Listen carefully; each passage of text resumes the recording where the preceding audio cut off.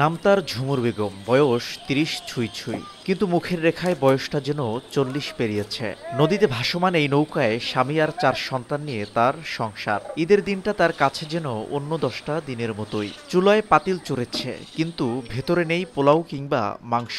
রান্না হচ্ছে নদী থেকে শিকার করা মাছ আর আলুর ভর্তা। বৃষ্টি ভেজা ঈদের ঠান্ডা হাওয়া নদীর বুক ছুঁয়ে বয়ে গেছে, কিন্তু সেই বৃষ্টি ধুয়ে দিতে পারেনি অভাবের কষ্ট, মুছে দিতে পারেনি চোখের জল। মাছ পাক করতে আছে, কিন্তু গ্রামে মনে করেন কত মানুষের ছেলে বান লইয়ে মনে করেন কুরবানি দেয়, গরুর গোস্ত টোস্ত খায়, কিন্তু আমাকে পোলা ফেললে আমরা খাইতে পারি না। এমন গল্প শুধু ঝুমুর বেগমের একার নয়। পটুয়াখালীর বিস্তীর্ণ উপকূলের হাজারো মানুষ আজও মাংসের স্বাদ পায়নি। জেলে কৃষক, দিনমজুর ও ছিন্নমূল পরিবারের অনেকেরই কুরবানি তো দূরের কথা, বাজার থেকে ১ কেজি মাংস কেনার সামর্থ্যটুকুও নেই। তাই সন্তানদের মুখে তুলে দিতে পারেননি এক টুকরো মাংস। আমরা গরিব মানুষ, কুরবানিও করতে পারি না।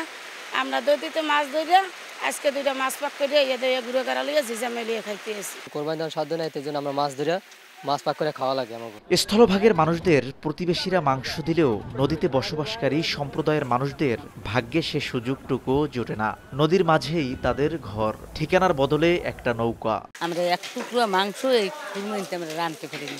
যারা আল্লাহ দিয়েছে এরা কোরবানি দেয়, কিন্তু আমরা দেখি।